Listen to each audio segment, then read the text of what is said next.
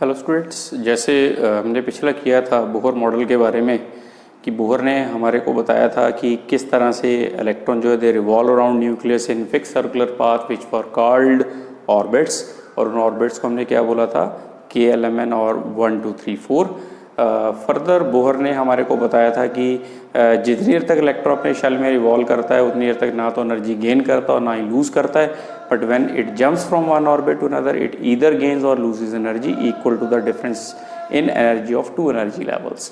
So that was the various points of Bohr model. उसके बाद Bohr की क्या क्या सक्सेसेस थी, बोहर ने हमारे को क्या क्या एक्सप्लेन किया था, वो चीज़ हमारे को डिस्कस करनी है। तो सबसे पहले जो बोहर ने हमारे को बताया था वो बताया था कि एटम की स्टेबिलिटी के बारे में। वो एटम की स्टेबिलिटी के बारे में उसने कैसे बताया, उसने बोला कि जितनी देर तक इलेक्ट्रॉन जो है वो अपने शेल में रिवॉल्व करता है ना तो एनर्जी गेन करता और ना एनर्जी लूज़ करता है, और उस कंडीशन में एटम जो है स्टेबल है। But when electron jumps from one orbit to another, नीचे से ऊपर को जाता है या ऊपर शेल से नीचे वाले शेल में आता है, तो इन दोनों केसेस में इलेक्ट्रॉन क्या करेगा, वो या तो एनर्जी गेन करेगा या लूज़ करेगा, और एटम क्या हो जाएगा, अनस्टेबल हो जाएगा इन बोथ द केसेस। तो इस तरह से बोहर ने जो था वो स्टेबिलिटी को एक्सप्लेन किया, एटम की स्टेबिलिटी को। ठीक है।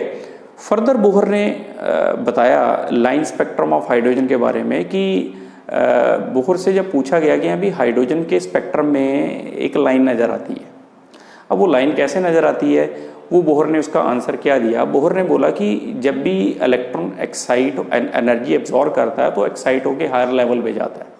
ठीक है, हायर लेवल पे जाता है जिसको हम क्या बोलते हैं, एक्साइटेड स्टेट बोलते हैं, और लोअर लेवल को क्या बोलते हैं, ग्राउंड स्टेट बोलते हैं। जब इलेक्ट्रॉन लोअर लेवल से हायर लेवल पे जाएगा तो वो कुछ एनर्जी गेन करके जाएगा। ठीक है, कुछ एनर्जी गेन करके जाएगा। जब वो वापस आएगा, because excited state is short lived, जब वो वापस आएगा तो जो एनर्जी गेन की है उसी को ही अमिट करेगा इन द फॉर्म ऑफ रेडिएशंस, और उस रेडिएशन की कोई ना कोई वेवलेंथ होगी, है ना, उस रेडिएशन की कोई ना कोई वेवलेंथ होगी which is represented as lambda. और जब वो वापस आएगा तो वो फिर वो क्या देगा, एक लाइन देगा हाइड्रोजन के स्पेक्ट्रम में। फर्दर जब बोहर से पूछा गया कि यहाँ भी हाइड्रोजन के स्पेक्ट्रम में एक लाइन अपीयर नहीं होती, कितनी ज़्यादा लाइन्स अपीयर होती हैं, हाइड्रोजन के स्पेक्ट्रम में एक लाइन अपीयर नहीं होती, कितनी ज़्यादा लाइन्स अपीयर होती हैं। तो बोहर ने इसका आंसर भी दिया। बोहर ने बोला कि जब कोई हम हाइड्रोजन गैस का सैंपल लें तो उसमें कम से कम एवोगैड्रो नंबर ऑफ एटम्स होंगे, तो फिर उतने ही इलेक्ट्रॉन्स होंगे, क्योंकि एक हाइड्रोजन के पास एक इलेक्ट्रॉन होता है, और अगर हम एवोगैड्रो नंबर लेते हैं तो एवोगैड्रो नंबर ऑफ इलेक्ट्रॉन्स होंगे। सपोज कर लें उनमें से कुछ इलेक्ट्रॉन एक्साइट होके किसी एक हायर लेवल पे चले गए, कुछ इलेक्ट्रॉन लोअर लेवल से एक्साइट होके किसी हायर लेवल पे चले गए, एक ही लेवल पे चले गए कुछ इलेक्ट्रॉन्स उन एवोगैड्रो नंबर में से, और फिर वही चीज़ जब वो वापस आएंगे तो वापस आने के बाद वो एनर्जी को अमिट करेंगे रेडिएशन की फॉर्म में। पर जब वो वापस आएंगे उनके वापस आने का तरीका जो है वो डिफरेंट है। कुछ इलेक्ट्रॉन्स डायरेक्टली आ जाते हैं ग्राउंड स्टेट में, और कुछ इलेक्ट्रॉन्स स्टेप्स में आते हैं। पहले एक स्टेप उतरेंगे, दूसरा स्टेप उतरेंगे, तीसरा स्टेप उतरेंगे, एंड सो ऑन। जैसे अगर हम बोलें कि सीढ़ियों की हम बात करें, स्टेयर्स जो होती हैं, ठीक है, अब वैष्णो देवी गए हो या कहीं और गए हो, कहीं घूमने गए हो जहाँ पे स्टेयर्स है, सीढ़ियाँ हैं, तो आप देखोगे कि कईयों के हर बंदे के उतरने के तरीके जो वो डिफरेंट होते हैं। कोई एक स्टेप उतरता है, कोई 2 स्टेप उतरता है, कोई 3 उतरता है, और कोई शक्तिमान बनने की कोशिश करता है कि अभी आज एकदम ही सारे के सारे उतर लें, तो फिर वो पता होता है कि यहाँ भी उसका क्या बनना है। तो उसी तरह से चलो ये बोहर ने तो नहीं बोला, ये मैं आपको बोल रहा हूँ कि जब इलेक्ट्रॉन नीचे आएंगे तो उनका नीचे आने का तरीका, ग्राउंड स्टेट में आने का तरीका जो सभी का डिफरेंट है। कुछ डायरेक्टली आते हैं और कुछ स्टेप्स में आते हैं। जब कुछ डायरेक्टली आएंगे, कुछ स्टेप्स में आएंगे, तो there will be appearance of large number of lines in the spectrum of hydrogen. ठीक है, तो इसको मैं आपको बताता हूँ।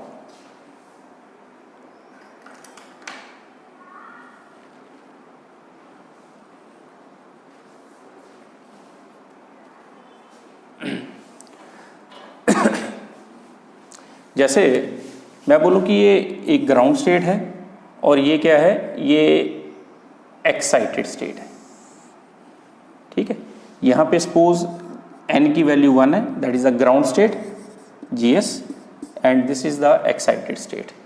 यहाँ पे एक्साइटेड स्टेट है, लेट इट बी, इसकी जो वैल्यू है वो यहाँ पे इसकी वैल्यू है, ये late it B fourth state है। इसके बाद 3 भी होगा, है ना, 3 भी होगा, 2 भी होगा, 1 भी होगा। सपोज ये 2 है, ये 3 है और ये 4 है।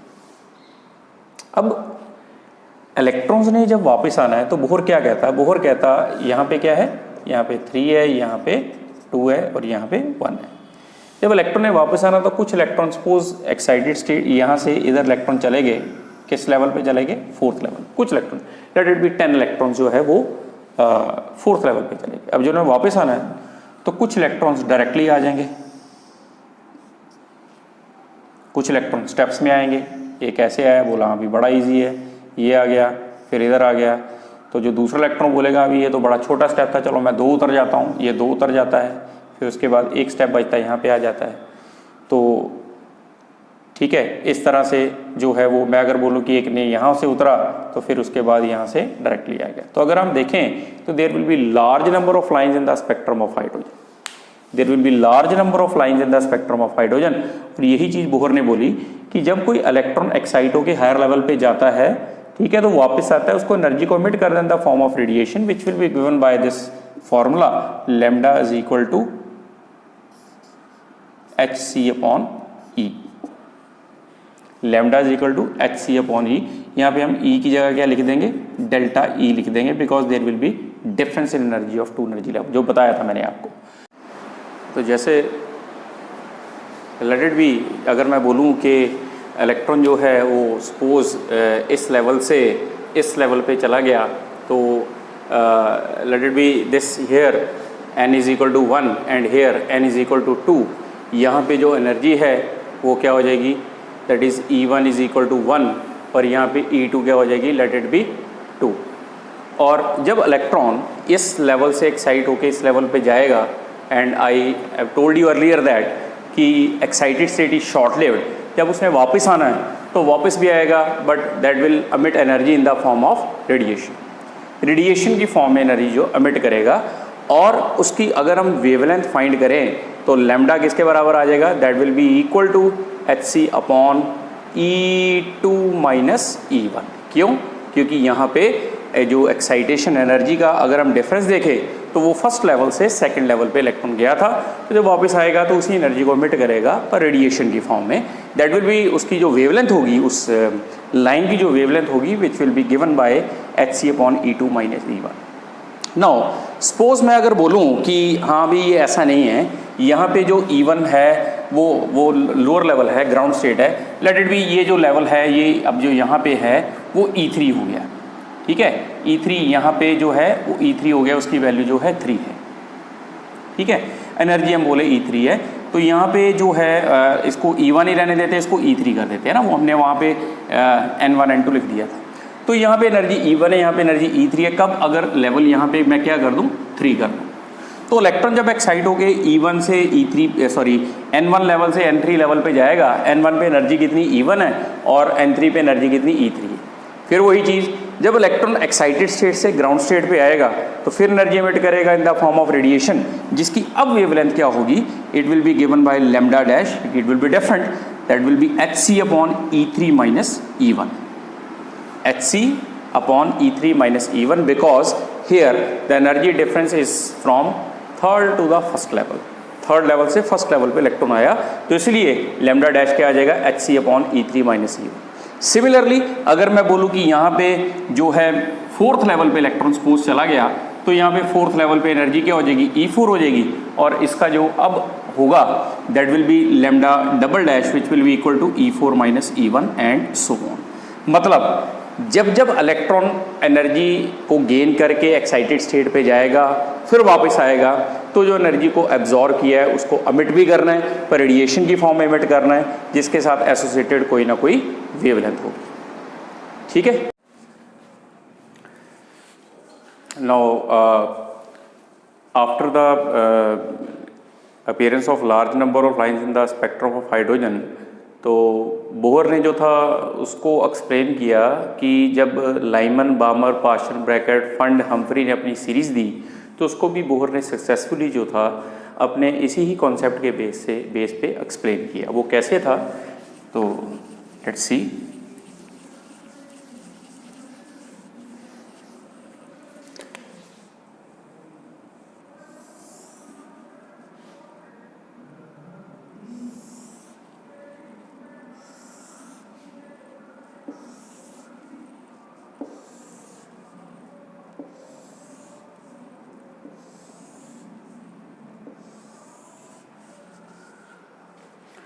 Suppose here n is equal to 1, here n is equal to 2, here n is equal to 3, n is equal to 4, n is equal to 5, is equal to 6, n is equal to 7 and n is equal to 8.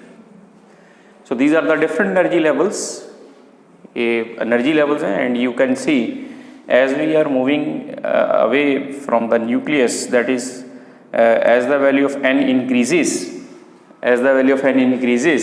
the difference between the energy levels it goes on decreasing. ठीक है, ये लगातार energy gap क्या कर रहा है, decrease कर रहा है, इसलिए मैंने ड्रॉ किया। अब अगर जैसे मैंने आपको बताया था कि कोई भी इलेक्ट्रॉन एक्साइट होकर हायर लेवल पे जाए तो उसने वापस भी आना, because excited state is short lived, मतलब जहाँ से जाएगा वहीं पे वापस भी आएगा। सपोज मैं बोलूँ कि इलेक्ट्रॉन किसी भी हायर लेवल से, लेट इट बी कोई भी हायर लेवल जो n इज इक्वल टू 1 से बड़ा है, वो वापस कहाँ पे आता है, n is equal to 1 level पे आता है, किसी भी हायर लेवल पे। सपोज मैं बोलूँ 8th लेवल है, 7th लेवल है, 6th लेवल है, 5th लेवल है, या फिर 4 है, 3 है, 2 है, तो किसी भी लेवल से अगर electron n is equal to 1 पे आके गिरता है तो फिर हम बोलेंगे कौन सी सीरीज आएगी, यहाँ पे लाइमन सीरीज आएगी। कौन सी सीरीज आएगी, लाइमन, ये साइंटिस्ट का नाम था।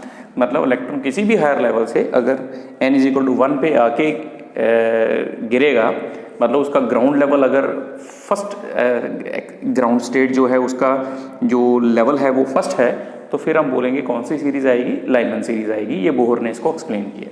सिमिलरली अगर कोई इलेक्ट्रॉन किसी भी हायर लेवल से n इज इक्वल टू 2 पे आके गिरता है, किसी भी हायर लेवल से n इज इक्वल टू 2 पे आके गिरता है, जैसे यहाँ पे मैंने ये ड्रॉ किया, तो जो सीरीज आएगी उसको बोला गया था बामर सीरीज, और इसको एक्सप्लेन किसने किया था, बोहर ने, कि बामर सीरीज कैसे आएगी।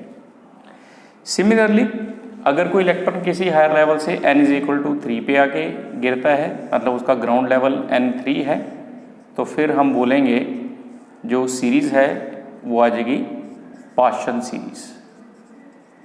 ठीक है, सीरीज कौन सी आ जाएगी, पार्शियल सीरीज, लाइमन, बामर, पार्शियल। अगर किसी भी हायर लेवल से n इज इक्वल टू 4 पे आगे गिरता है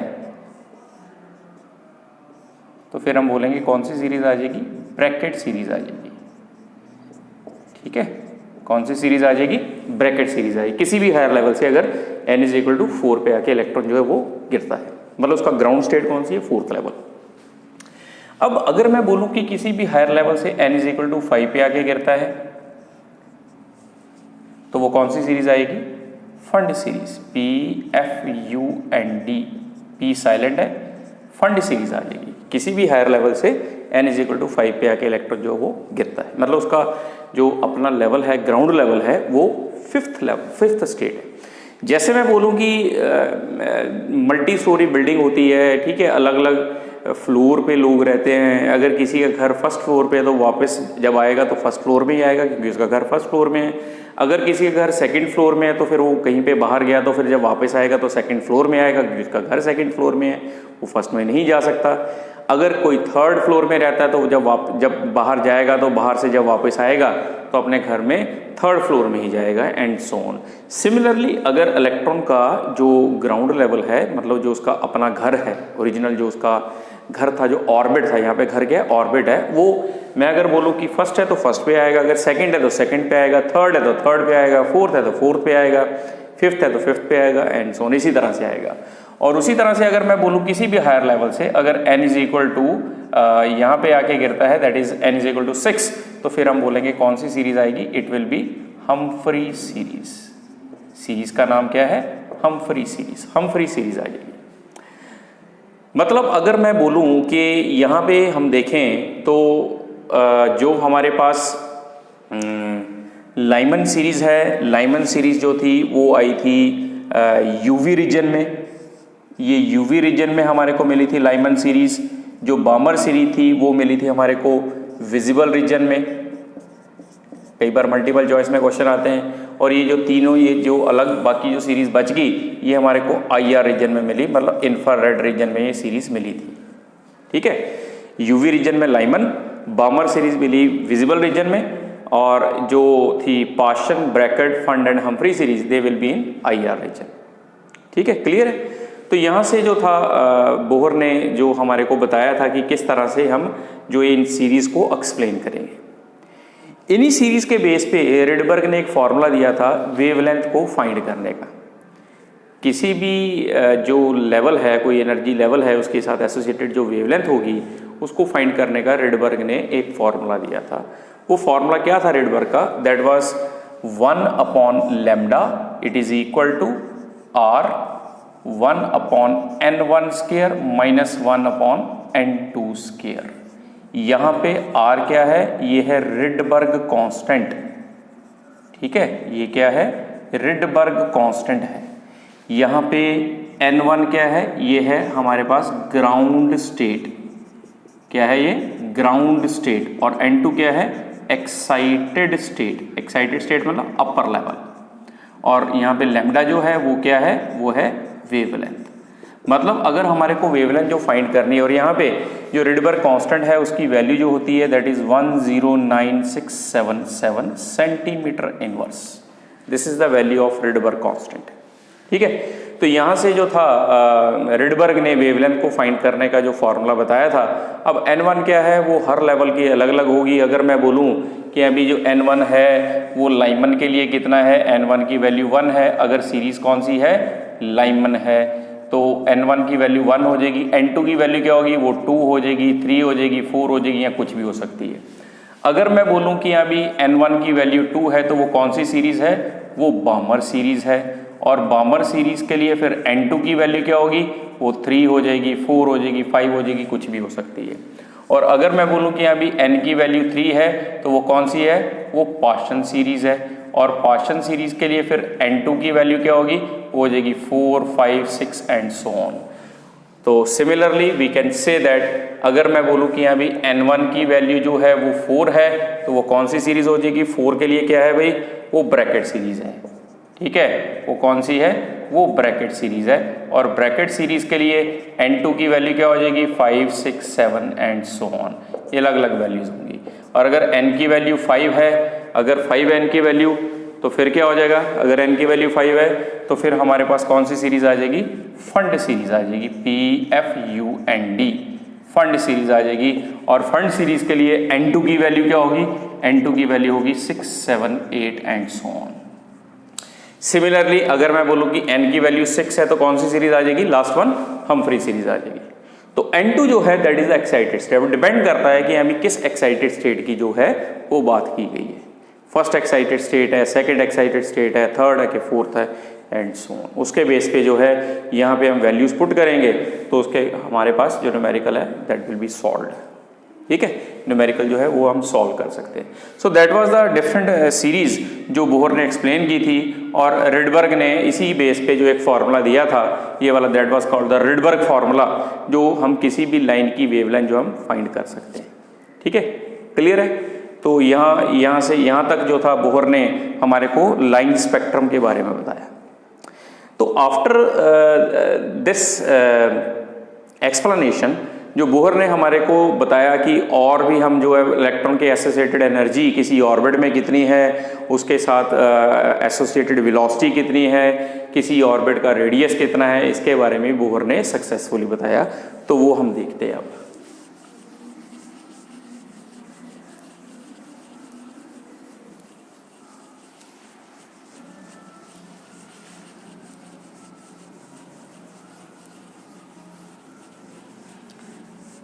तो जैसे बोहर ने हमारे को बताया कि किस तरह से हम जो है फाइंड करेंगे डिफरेंट वेवलेंथ्स, ठीक है, अलग अलग लाइन के साथ एसोसिएटेड। तो बोहर ने एनर्जी को कैलकुलेट करने का भी फॉर्मूला बताया।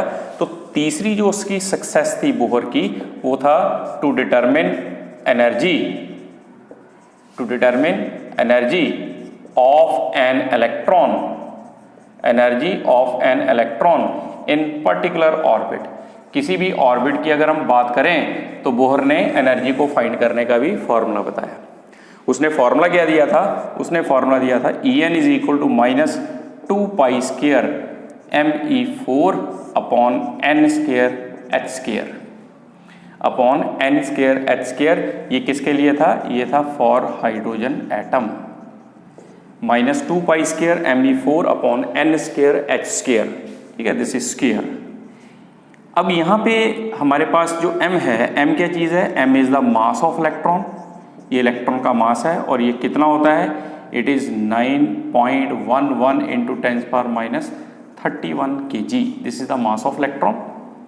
And what is the E क्या चीज़ है? E is the charge on electron, electron पे चार्ज कितना होता है? It is 1.602 into 10 power minus 19 Coulomb's, that is the mass charge on electron. And what is H here? H is Planck's constant, और ये जो Planck's constant है इसकी value कितनी होती है?